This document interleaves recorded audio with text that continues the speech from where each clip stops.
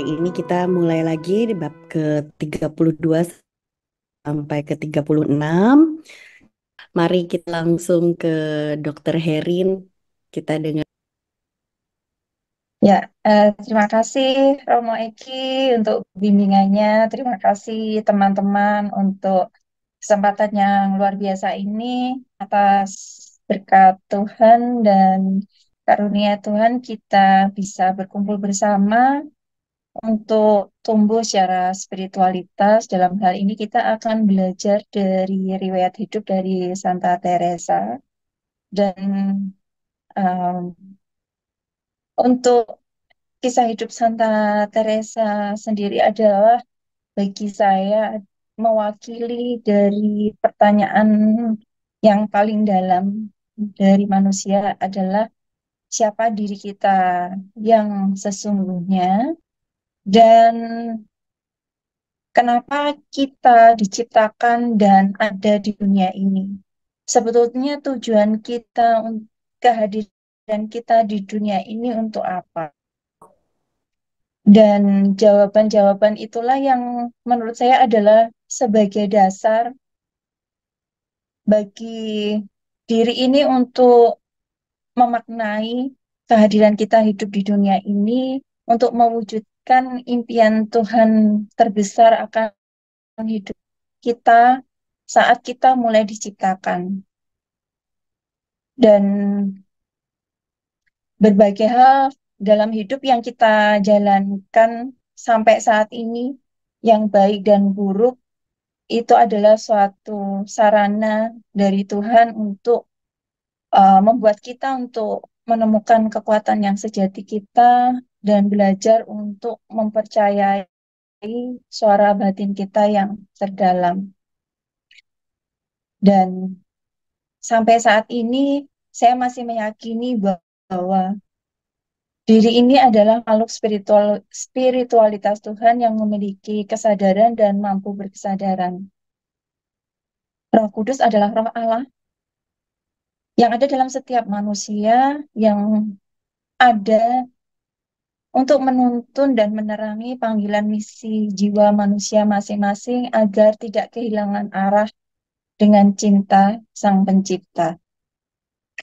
Bagi saya, kapanpun apapun situasi kita semua saat ini, tidak akan pernah ada kata terlambat sebelum napas kita di dunia ini berakhir. Untuk memiliki transformasi kehidupan, bahwa kita semua adalah makhluk spiritualitas dan kita semua terkoneksi satu sama lain dan dalam pelukan cinta dari Yang Maha Kuasa dengan cintanya yang tanpa syarat. Dan yang ketiga adalah kita diciptakan oleh Tuhan dengan misi hidup masing-masing. Kesulitan hidup, terutama kesulitan yang terdalam, adalah kesempatan bagi diri kita untuk melatih diri keluar dari habit dan pola kenyamanan duniawi atau ego, untuk bergerak melampaui batasan dan memberdayakan potensi diri yang lebih besar dibandingkan otak manusia sanggup pikirkan. Bagaimana kita tumbuh dalam berkesadaran, eling, waspada, welas asih, dan tumbuh sebagai makhluk spiritual, hingga mencapai misi hidup kita yang terbaik. Semua hal di dunia ini saat kita gagal, kesulitan, dan rasa derita adalah cara Tuhan untuk membangkitkan kekuatan kita. Dan saya akan memulai dari bab 32. Di bab 32 ini Santa cerita tentang atau tulisan tentang membicarakan bagaimana Tuhan mau menempatkan rohnya dalam neraka yang pantas menjadi bagiannya karena dosa-dosanya. Menceritakan dengan singkat apa yang ditunjukkan kepadanya di sana. Mulai membahas bagaimana cara didirikannya biara San Jose di mana ia tinggal sekarang. Cara pandang saya tentang siksa neraka dan penderitaan di dunia berdasarkan buku ini adalah penderitaan berbeda dengan sakit atau luka. Sakit atau terluka adalah sesuatu yang wajar dialami oleh setiap manusia, tetapi cara pandang dan reaksi terhadapnya yang menentukan apakah akan menjadi suatu penderitaan atau sebagai suatu sarana atau kesempatan untuk tumbuh dan berkembang dalam kasih untuk menuju kebangkitan spiritual yang sejati. Penderitaan adalah subjektif dengan berbagai persepsi masing-masing. Dan apabila rasa penderitaan ini dipandang sebagai sarana berlatih dan mengingatkan kembali bahwa diri ini tidak hanya daging dan pikiran, bukanlah masa lalu atau masa depan, kita lebih tinggi dari itu sebagai makhluk spiritualitas Tuhan yang memiliki misi hidupnya masing-masing. Dan neraka apakah semengerikan yang digambarkan dalam visualisasinya Santa Teresa mungkin ya, mungkin tidak. Bagi saya, hidup dalam ketakutan, dendam, kemarahan, keserakahan, jauh dari kasih sayang Tuhan, dan kehilangan jati diri sebagai makhluk spiritual Tuhan adalah suatu neraka itu sendiri. Bila surga dimaknai sebagai kebahagiaan, kedamaian, dan keceriaan yang tanpa batas, maka surga bagiku bukanlah tujuan, tetapi suatu jalan hidup yang perlu aku latih. Kemudian tentang pendirian Biara San Jose. Ini adalah cerminan dari keteguhan hati dalam menjalankan pilihan jalan hidup yang didasarkan atas nilai hidup yang baik yang diperoleh melalui proses panjang perjalanan batin, doa kepada Allah, kontak dengan dirinya yang sejati, yang mengarahkannya kepada kepekaan dalam menerima panggilan dan menjalankan misi jiwanya. Dalam menjalankan suatu transformasi kehidupan yang berdasarkan value atau nilai yang demikian kuat akan meneguhkan hati, meskipun akan ada pertentangan, hambatan, kritikan, serangan dari orang lain yang memiliki perbedaan pandangan. Rasa keyakinan dan kebersyukuran dari Santa Teresa bahwa Tuhan telah mencukupkan dan terwujudnya impian pendirian Biara San Jose meskipun saat memulainya Santa Teresa mengawalinya dengan langkah kecil tetapi konsisten, diniatkan secara terus-menerus dengan keyakinan penuh dan ikhlas menyerahkan pengharapan dan upaya terbaiknya kepada Tuhan adalah rahasia doa. Satu langkah kecil yang dilakukan dengan cinta yang besar akan membuka pintu-pintu harapan dan Tuhan pasti akan memberikan jalan sesuai waktu Tuhan, bukan waktu manusia. Manusia hanya perlu bersabar dan terus menjalankan langkah-langkah kecilnya dengan cinta yang besar, maka Tuhan pasti akan menampakkan kemuliaannya. Cinta yang besar adalah kekuatan luar biasa yang mampu menggerakkan semangat, energi, ketakutan untuk berjuang, dan juga meruntuhkan tembok-tembok penghalang untuk mencapai misi hidup seseorang. Dan yang terpenting dari segala usaha yang didasari dengan cinta adalah memelihara harapan. Karena harapan adalah membantu manusia untuk menghadapi ketidakpastian dan ketidaknyamanan dan membangkitkan kekuatan. Selanjutnya mengenai bab 33 dan 34. Ini masih melanjutkan pokok yang sama tentang pendirian dipersembahkan kepada Santo Yosef. Berbicara bagaimana ia diperintahkan supaya jangan terlibat dengan proyek itu, tentang waktu ia mengabaikan cobaan-cobaan yang dia alami dan bagaimana Tuhan menghibur dia. Membicarakan bagaimana waktu yang tepat ia meninggalkan kota, menyebutkan alasannya, dan bagaimana atasannya menyuruh dia pergi untuk menghibur seorang wanita bangsawan yang stres berat. Mulai menceritakan apa yang terjadi di sana dan anugerah besar yang diberikan Tuhan, dengan memberi sarana membuka hati seorang yang amat mulia untuk mengabdi Tuhan dengan sepenuh hati.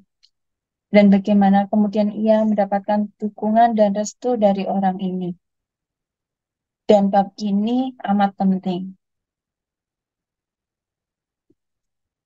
Berdasarkan kesimpulan saya, di dunia ini tidak melulu ya dan tidak. Itu adalah normatif, logika berpikir. Kadang-kadang dominasi cara otak berpikir pada kehidupan manusia yang sering mengabaikan suara hati yang bening, menyebabkan penderitaan itu sendiri. Sehingga kita perlu melatih memiliki intuisi dan kebijaksanaan hati yang lebih jernih dan dalam. Inner voice atau suara hati adalah intuisi, kebijaksanaan batin, kejernihan, dan kedalaman, di mana kita terkoneksi dengan diri yang sejati dan kealahan yang ada di dalam diri kita. Sehingga lama-kelamaan kita terlatih untuk mengenali apakah ini suara hati atau ego, cinta atau ego. Kadang yang terlihat baik pun menjadi ego kita bila kita menuntut orang lain. Atau kita ingin mengontrol segala sesuatu agar yang tampaknya cinta bagi kita dituruti oleh orang lain. Cinta itu memerlukan bukanlah take and give. Cinta itu menurutku adalah harus dipelihara dan ditumbuhkan. Maka untuk kita belajar tentang kejernihan batin, perlu melatihnya dalam kesunyian dan ketenangan yang dalam. Pergulatan batin dari Santa Teresa dalam menjalankan pilihan mendirikan Ordo Kaul Kemiskinan, menurut saya adalah bagaimana Santa Teresa memahami bahwa kita semua adalah makhluk spiritual yang saling terkoneksi. Dengan Santa Teresa untuk memilih menumbuhkan harapan yang besar dari kemiskinan akan mempengaruhi harapan banyak orang. Dan itu adalah cinta yang dalam. Namun banyak hal atau orang lain yang tidak memahami maksud dan misinya di awal.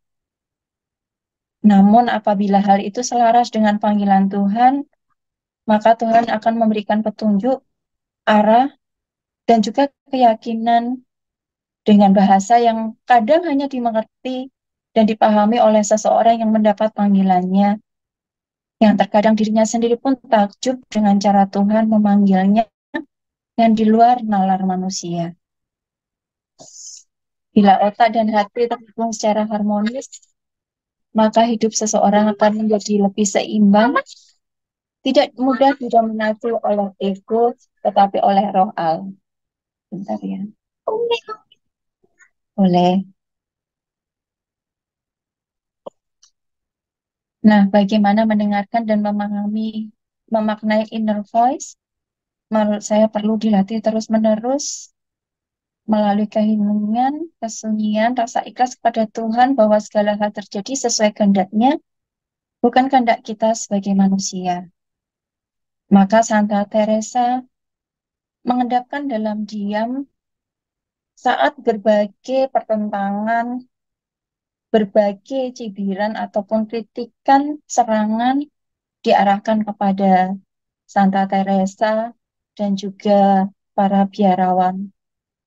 Kemudian Santa Teresa memilih diam untuk membedakan apakah itu ego atau suara dari Tuhan. Agar beliau lebih jernih mendengarkan suara Tuhan sehingga mampu memutuskan. Maka kita pun perlu berlatih diri seperti Santa Teresa. Kemudian Santa Teresa pun tidak takut semua orang akan menuduhnya selama ia bergerak atas value dan misi dari Tuhan. Karena ia tahu saat ia dituduh, maka Tuhanlah yang akan membebaskan ia. Roh Tuhan berkarya sangat besar di dalam Santa Teresa. Terkadang rasanya dorongan spiritual yang begitu besar, jiwaku bahkan tidak dapat bernapas. Kata Santa Teresa, bimbingan tidak dalam jalan yang sempit. Artinya, saya memandangnya sebagai kecerdasan spiritual yang luar biasa, yang melebihi tubuh dan pikiran Santa Teresa.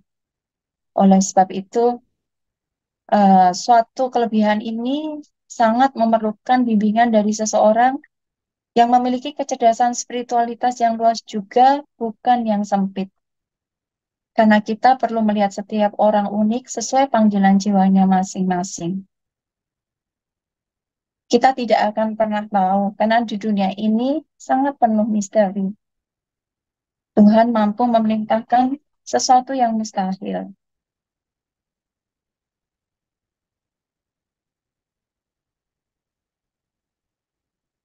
Tetapi Santa Teresa menghadapi suatu keterbatasan yaitu uang, sarana dan prasarana. Tetapi bila impian besar yang kadang tampak mustahil, tetapi bagi Tuhan, kalau Tuhan berkehendak, maka Tuhan pun akan memberikan jalan selama kita uh, memiliki selama kita selama impian kita adalah searah dengan nilai-nilai hidup yang Tuhan sudah tanamkan di dalam diri kita masing-masing. Dan Tuhan sudah memiliki impian terindahnya untuk setiap orang di dunia ini. Sehingga Tuhan pula memberikan kita semua bekal yang cukup untuk itu. Sia-sia kalau kita tidak berlatih momen demi momen untuk hidup sepenuhnya di saat ini, untuk mencapai misi terbesar hidup kita.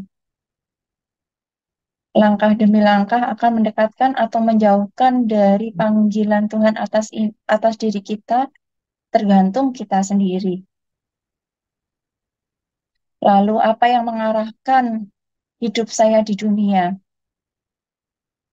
Kalau boleh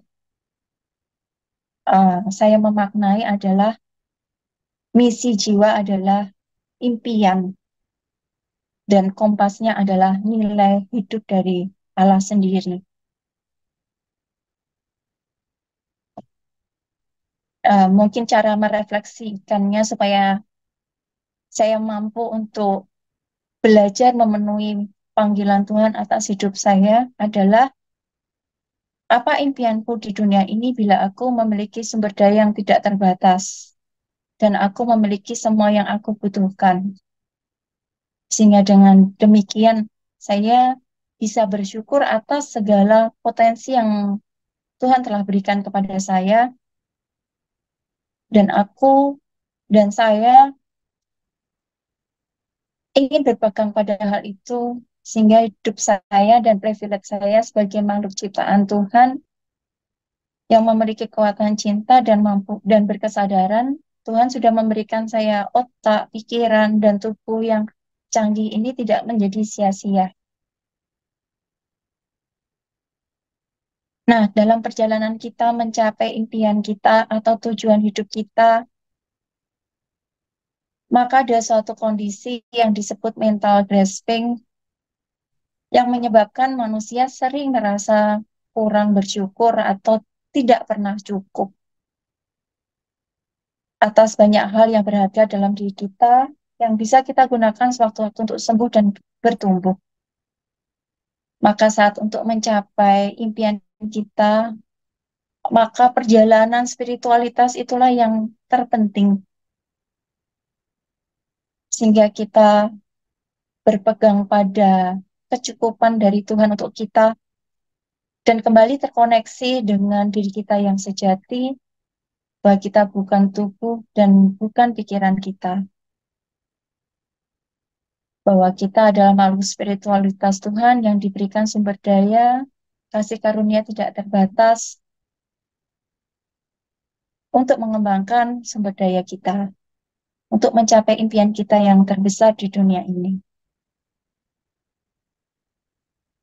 Dan tentang pengalaman mistik di Kapel Kristus Gereja Santo Thomas, menurut saya adalah kekuatan cinta Sang Ilahi mampu melampaui batas pemahaman manusia. Bahwa bahkan Tuhan bisa berkomunikasi kepada umatnya dengan cara yang sulit untuk dimengerti secara nalar. Dan itu sesuatu yang sangat mungkin bisa terjadi. Karena kita sendiri sejatinya adalah anak Allah.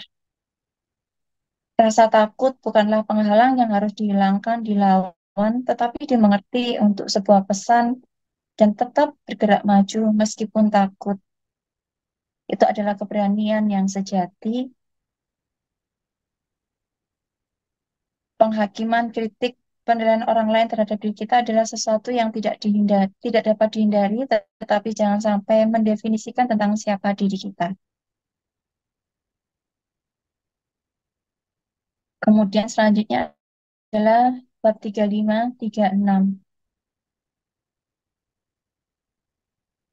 Melanjutkan pokok yang sama tentang pendirian rumah Sang Jose, Bapak kita yang mulia, menyebutkan sarana-sarana yang diberikan Tuhan dengan makna kemiskinan suci akan dihayati. Alasannya ia meninggalkan wanita yang didampinginya itu dan pulang ke biara dan beberapa hal yang terjadi pada dirinya.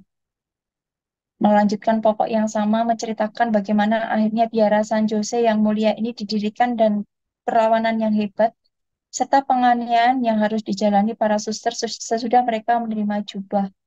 Juga tentang cobaan-cobaan yang besar dan godaan-godaan yang dideritanya dan bagaimana Tuhan membebaskan dia daripadanya dengan kemenangan demi keluhuran dan kemuliaan Tuhan. Dan Santa Teresa dengan kaul kemiskinannya tidak dapat menerima bahwa biara harus memiliki keberhasilan. Menurut saya, kekayaan yang tersimpan dalam kemiskinan, kekayaan sejati yang tersimpan dalam kemiskinan, itulah yang dirindukan oleh Santa Teresa. Menanggung salib yang berat, luka, derita di dunia menjadi suatu kebahagiaan bagi yang melihatnya itu sebagai cara Tuhan untuk mengarahkan kepada jalan panggilan misi jiwanya.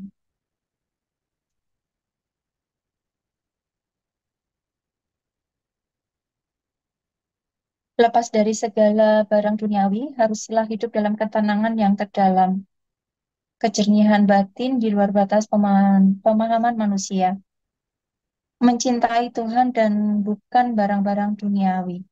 Cinta pada Tuhan salah satunya adalah menghargai diri kita sesuai value hidup yang benar dan bukan atas harta, kekuasaan, atau pangkat di dunia. Matahari yang tenggelam hanyalah persepsi manusia seperti halnya gelapnya malam. Matahari selalu ada bersama kita. Kita hanya perlu percaya. Dia, Allah, tidak akan membiarkan kita berjalan di waktu malam dan tersesat. Kemiskinan hatilah yang membuat penderitaan, bukan kemiskinan duniawi. Tetapi kemakmuran juga bukanlah hal yang buruk. Sukses dan menjadi makmur bagi setiap orang berbeda-beda, dan setiap orang memiliki hak untuk pencapaiannya. Selama dalam perjalanannya memiliki kesadaran untuk bertumbuh secara spiritual, hidup sesuai dengan value yang benar, sadar, eleng, welas asih, maka akan membuahkan pertumbuhan iman dan diri. Di dunia ini tidak hanya hitam dan putih, bahwa untuk mempercayai kekuatan batin sering dibuat ragu oleh norma, budaya, aturan yang ada di saat itu, sehingga timbul rasa bersalah, penderitaan, tidak berdaya. Kadang di dunia ini harus memilih dua hal yang berat, tapi mana yang kita yakini ke arah kebaikan dan yang bisa mengarahkan kita kepada panggilan hidup kita di dunia Allah, setelah dengan doa batin, ketenangan, maka pengambilan keputusan dapat dijalankan dengan keyakinan, meski ada banyak pertentangan dan halangan hatinya. Setan sering menggoda manusia untuk kehilangan momen saat ini, untuk berkesadaran, eleng, welas asih, dan melupakan cinta yang selalu ada dari Tuhan, sehingga terpenjara dalam rasa takut dan penderitaan. Kehilangan momen saat ini adalah seperti hidup tetapi tidak hidup, membiarkan otak berada di waktu masa lalu dan masa depan. Hidup kita yang sesungguhnya, realitanya adalah di saat ini. Kesunyian adalah sukacita karena adalah waktu terindah bertemu dengan Tuhan dan diri kita yang sejati, terbebas dari dominasi pikiran yang sering menimbulkan penderitaan dan kehilangan jati diri kita sebagai makhluk spiritual. Kemiskinan duniawi bukan berarti penderitaan. Kemiskinan hatilah penderitaan yang sesungguhnya. Penderitaan adalah subjektif dan cara untuk melihat lebih jauh dan luas ke kedalaman diri bahwa banyak hal yang berharga di dalam diri kita. Kita semua adalah makhluk ciptaan Tuhan yang memiliki ruhnya, terkoneksi satu sama lain dan kita semua dipeluk oleh Tuhan tanpa batas di dunia ini. Cinta inilah yang selalu memberikan harapan dan mengalahkan kegelapan dalam diri.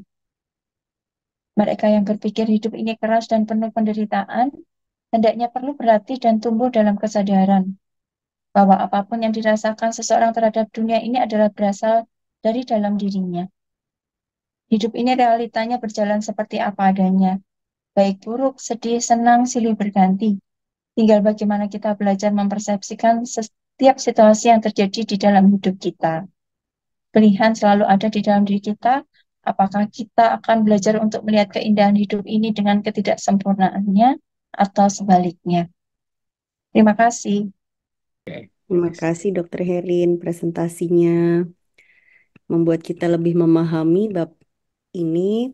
Saya coba mensummarikan dari penjelasan Dokter Herin tadi bahwa ternyata percaya pada suara batin yang terdalam, ketidakpercayaan terhadap suara batin yang terdalam yang seringkali kita abaikan itulah salah satu yang membuat timbulnya penderitaan, sehingga sangat perlu kita berlatih dalam kesunyian dan ketenangan. Kemudian di sini kita bicara juga tentang universal unconditional love, di mana kita semua adalah makhluk spiritual yang selalu terkoneksi. Santa Teresa juga mengajarkan bahwa sakit atau terluka itu wajar, tetapi bergantung bagaimana cara pandang dan reaksi kita waktu kita mengalami penderitaan itu. Serta pelajaran lain dari Santa Teresa, bagaimana kita inner voice sebagai satu kehendak Tuhan, apapun yang terjadi dalam hidup kita, dan juga mempertahankan harapan akan membantu manusia mengatasi masalah hidupnya serta menjalani penderitaan. Di sini Santa Teresa juga memaknai secara agak berbeda tentang surga dan neraka, yaitu neraka pada saat kondisi jauh dari Tuhan, sedangkan surga adalah jalan hidup yang harus dilatih. Hal lain yang juga kita diingatkan yaitu tentang mental grasping, di mana kita sebagai manusia punya kecenderungan selalu merasa kekurangan dan lupa bersyukur, dan cara untuk menjadi lebih berbahagia, lebih bisa bersyukur adalah mengkoneksikan kembali dengan diri sejati dengan cara tadi dalam kesendirian dan berdoa kepada Tuhan. Mungkin seperti itu summary dari pembicaraan malam ini. Kalau ada yang kurang atau salah bisa ditambahkan Dokter Herin sebelum kita memulai ke sesi tanya jawab. Ya, terima kasih. Kalau yang mengenai neraka itu memang uh, kalau dari tulisan Santa Teresa mungkin tentang siksa neraka gitu ya. Tapi saya sendiri nggak bisa membayangkan dan siksa neraka itu seperti apa. Dan itu adalah interpretasi saya begitu. Kemudian kalau surga memang di situ tidak disebutkan seperti apa, tetapi kalau surga itu sebagai kedamaian abadi, kebahagiaan abadi, maka sebetulnya surga itu selalu ada di dalam hidup kita saat kita belajar untuk selalu apa ya, selalu apa ya istilahnya menjalankan hidup kita ini. Kalau menurut saya itu bukan tujuan, tetapi adalah cara hidup yang perlu kita latih untuk merasakan kebahagiaan, keceriaan, dan kelimpahan itu sendiri. Jadi itu adalah cara hidup, bukan tujuan. Gitu. Terima kasih Dokter Herin. Jadi surga atau neraka pada dasarnya adalah kondisi hidup kita begitu ya, bukan nanti pada saat kita sudah mati seperti apa, tapi kondisi saat ini bagaimana kita memaknai hidup dan menjalin relasi dengan Tuhan. Ya. Sepertinya ini sesuatu yang spesial yang jarang kita dengar sebelumnya juga. Baik, terima kasih Dokter Herin dari teman-teman semua. Apakah ada yang mau ditanyakan dan Romo Eki bisa membimbing kita dengan membantu memberikan jawabannya Romo. Silahkan teman-teman kalau ada yang mau ditanyakan dari presentasi hari ini. Soal itu tuh yang suara hati dan ego itu maksudnya di sebelah mana yang susah? Maksudnya, oh maksudnya ego itu keinginan gitu ya? Iya, keinginan manusia. Kan itu. Oh keinginan. Nah keinginan sama suara hati kan beda. Itu gimana? Ya kadang kita kan bingung ini suara hati atau ego kita gitu. Jadi apa namanya? Apakah pilihan ini adalah ego kita ingin ingin apa ya sesuai dengan apa yang kita harapkan, controlling, atau ini adalah suara hati kejernihan, uh, suara dari Tuhan sendiri dalam kita menentukan pilihan-pilihan dalam hidup ini. Nah itu yang saya mau diskusikan. Maksudnya gini, kalau suara hati itu kan suara Tuhan itu biasanya adalah sesuatu yang baik dan nanti akhirnya ada di kelihatan di buahnya dan biasanya dia itu adalah sesuatu yang sulit yang kita cenderung tidak memilih gitu. Sementara ego itu kan sangat berlawanan ya. Itu yang mengenakkan kita, yang lebih mudah, lebih menyenangkan dan biasanya cenderung tidak baik. Jadi harusnya kan tidak sulit memilih ya. Atau ada bentuk apa enggak? Ada enggak ego yang sulit dibedakan dengan maksudnya ego yang baik itu apa aja? Ya, mungkin begini. Jadi seperti Santa Teresa ini kan ingin membuat suatu kaul kemiskinan yang baru, yang menurut beliau itu adalah baik dan bisa bermanfaat kepada kepada orang yang lebih banyak lagi.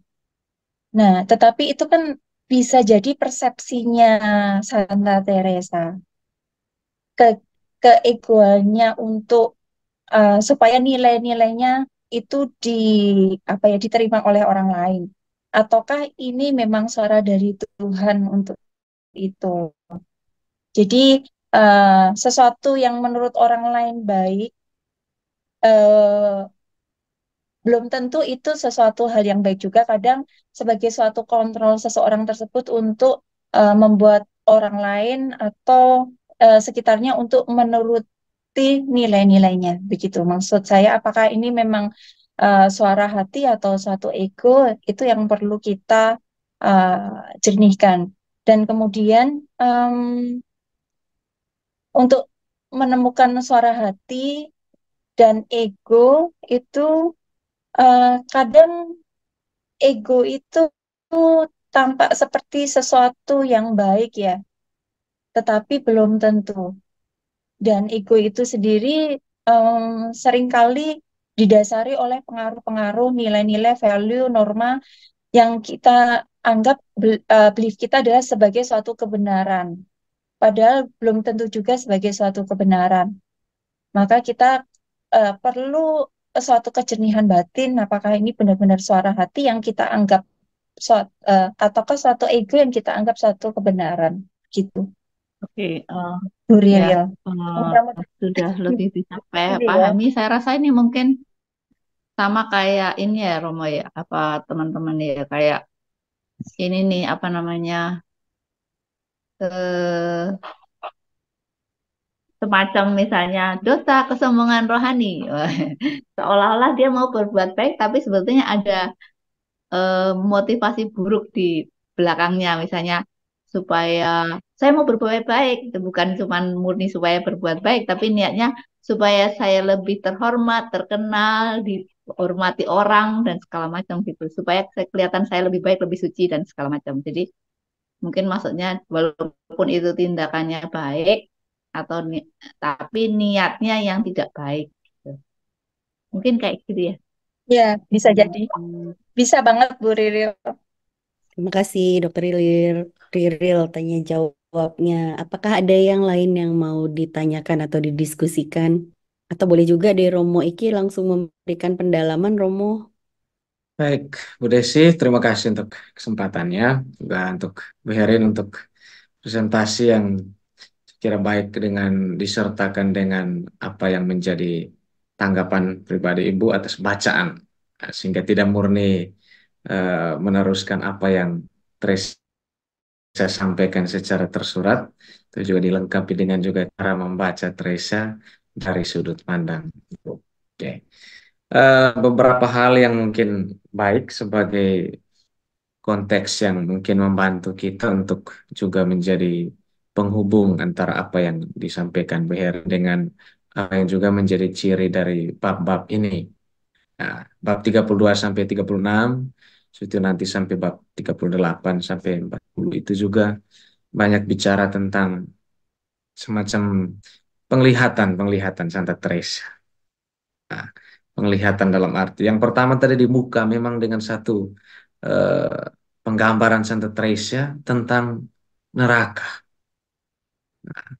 Satu hal yang mungkin agak eh, terkejut untuk kita zaman ini, tetapi untuk konteks Teresa hidup, soal surga dan neraka itu ya hal yang selalu disertakan dalam pengajaran dalam ini seolah-olah ya ada kesan untuk memberikan satu eh, awasan dalam pengalaman-pengalaman spiritual. Tapi yang menarik cara kita membaca apa yang menjadi pengalaman Teresa ini, kita bisa membaca dari dua cara dia bereaksi. Di awal bab 32 itu kan Teresa kata, jadi penglihatan dia berada di neraka itu bagi dia anugerah Tuhan supaya dia melihat dengan matanya sendiri tempat di mana Tuhan telah meluputkan dia. Jadi istimewanya di situ. Jadi ada dua hal yang terjadi di sini. Pertama, menumbuhkan kesadaran atau syukur dari diri Teresa bahwa tempat yang dia lihat amat mengerikan itu Tuhan seakan mau menunjukkan kepada dia bahwa dari tempat ini loh engkau saya sudah selamat. Inilah satu keadaan kalau hidup tanpa Tuhan itu demikian. Dan Tracy menyadari bahwa ketika dia diberikan intipan, semacam penglihatan tentang situasi neraka, satu eh, hukuman yang kekal, di sana dikatakan jiwa disertai rasa tidak bahagia dan putus asa yang kekal. Terus saya katakan, Tuhan seakan mau mengatakan kepada dia bahwa dari tempat itulah dia telah diselamatkan. Jadi semacam kita diberi satu intipan tentang keadaan yang paling tidak menyenangkan, supaya kita bersyukur bahwa kita tidak mengalami situasi semacam itu. Itu yang pertama, jadi Teresa berkaca pada dirinya sehingga menanamkan atau menghasilkan satu perasaan syukur bahwa Tuhan berkenan selamatkan dia dari situasi di mana tanpa Tuhan.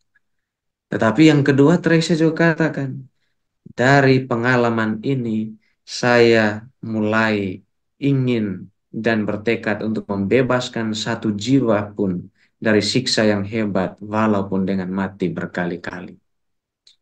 Jadi selain Teresa merasa bersyukur bahwa dia diselamatkan Tuhan dari situasi semacam itu, keadaan dalam siksa api neraka tadi, tapi Teresa juga bertekad supaya bisa menyelamatkan jiwa-jiwa seperti halnya Tuhan menyelamatkan dia. Jadi menumbuhkan kerinduan untuk juga dia bisa dengan pengabdian hidupnya itu bisa untuk mendatangkan dan menyelamatkan jiwa-jiwa. Sehingga ini memberi kita konteks mengapa akhirnya Teresa berusaha untuk eh, memulai satu komunitas Karmel yang lebih kecil, biara San Jose tadi yang begitu banyak pertentangan, karena dia mencita-citakan biara ini sama sekali tanpa penghasilan. Maka dikatakan menjalankan kaul kemiskinan yang ketat. Dan di bab 34 itu diceritakan semua orang berkumpul, mulai dari wali kota, beberapa pejabat gereja, petinggi gereja itu dan mereka memutuskan supaya biara yang Teresa mulai itu harus dibubarkan. Tetapi hanya ada satu orang yang tidak setuju, namanya Pater Domingo Panes. Dia seorang Dominikan.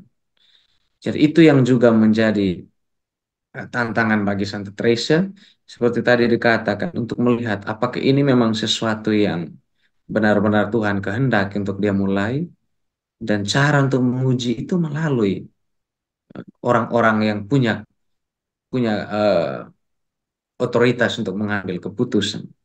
Dan Teresa diuji sungguh-sungguh, sehingga pada akhirnya ketika akhirnya diputuskan biara itu boleh lanjut, dan justru apa yang menjadi cita-cita Teresa untuk hidup dengan lebih sederhana dalam kemiskinan yang ketat, kemudian justru itulah yang menghasilkan kekudusan yang juga nampak dari para pengikutnya dan juga terlebih dari diri Santa Teresa sendiri.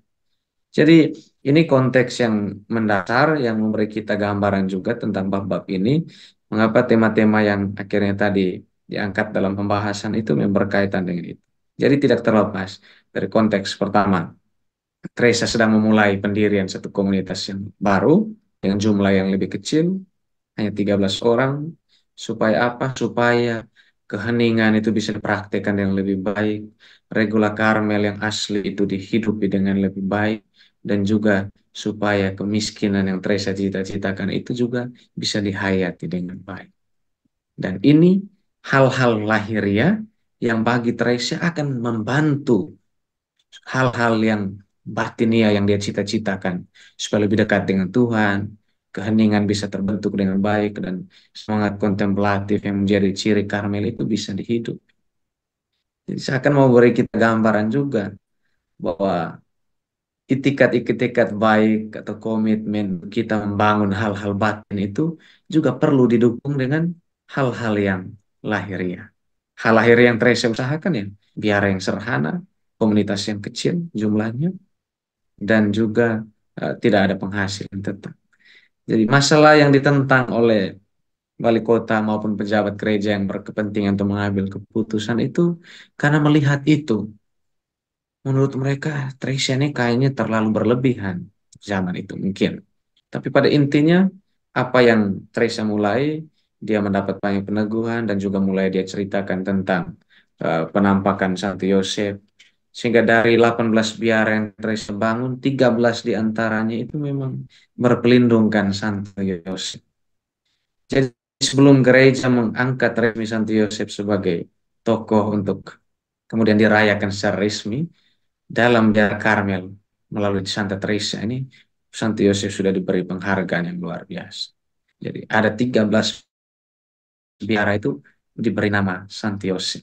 Termasuk biara San Jose yang di Avila ini biara pertama yang Teresa dirikan. Jadi ya dalam bab-bab ini banyak kan bicara tentang apa yang menjadi peneguhan-peneguhan di seputar kesulitan dan tantangan Teresa, sehingga juga tadi ketika dikatakan bahwa ada tantangan, penolakan, tapi justru hal-hal itu juga yang membangun daya tahan Santa Teresa. Daya tahan Santa Teresa hingga kita pun bisa mengatakan bahwa kita punya daya tahan yang bagus kalau kita tidak pernah dihadapkan dengan satu ujian kehidupan. Teresa yang hari ini kita pelajari hidupnya, yang kita teladani cara dia membangun hubungan dengan Tuhan, juga dibentuk dari pengalaman-pengalaman manusia semacam itu. Pengalaman dia diragukan, pengalaman dia ya dicurigai, pengalaman dia disalah artikan, salah mengertikan. Jadi itu juga hal-hal yang menjadi uh, inspirasi yang sangat manusia untuk kita. Kalau Santa Teresa bisa mendapat rahmat yang demikian istimewa dari Tuhan, karena dia melalui hal-hal itu, jadi kita juga punya peluang yang sama, potensinya sama. Santa Teresa memang sudah terbukti dalam kekudusannya, tapi kita juga masih dalam perjuangan untuk menuju ke sana. Mungkin ini yang bisa saya tambahkan sebagai satu gambaran yang bisa juga memberi kita dasar untuk menyarikan juga dari bab 32 sampai 36 ini. Saya kembalikan ke Bu Desi dan Bu Herin. Terima kasih. Makasih Romo Iki. Dokter Herin masih ada yang mau ditambahkan dari cerita hidup Santa Teresa mungkin? Eh, saya rasa penjelasan Roma Eki sangat lengkap dan itu semua mampu untuk membantu saya untuk menyatukan kepingan-kepingan yang mungkin sebelum Romo Eki menjelaskan masih apa ya, masih belum komplit gitu. Jadi dengan adanya masukan dari Romo Eki, kemudian Bu Riril dan juga teman-teman semua, semoga melengkapi dari pasal-pasal pemahaman saya tentang bab 32 sampai dengan 36 dan bagaimana juga saya bisa belajar dari kekudusan Santa Teresa ini untuk membantu saya dalam memenuhi panggilan hidup saya di dunia ini sebelum nanti napas saya berakhir gitu. Wah, mantap ya, pelajarannya dalam sekali kayaknya hari ini. Pak, ada panggilan hidup sampai nafas itu berakhir. Mungkin ada tanggapan dari teman-teman tentang statement terakhir dari Dokter Herin untuk kita diskusikan. Ini kayaknya yang disampaikan Herin tadi, eh, yang terakhir ini tadi tentang yang di Teresa bilang nih, impian besar yang kadang tampak mustahil ini soal apa kita ini tujuan misi terbesar hidup kita atau kita diciptakan untuk apa. Ya, kalau kita diciptakan untuk apa itu udah jelas ya, untuk memuliakan Tuhan dan segala macam. Tapi fungsi atau peran spesifik kita masing-masing jiwa ini, kita dilahirkan saat ini di dunia ini, misi apa? Ya, ini misi misi terbesar ini. Kalau Teresa kan jelas dia bikin Ordo Karmelit berkasut itu, apa namanya, reformasi kehidupan spiritualitas. Nah, di sini ini kayak memberikan kita PR apa RTL rencana tindak lanjut.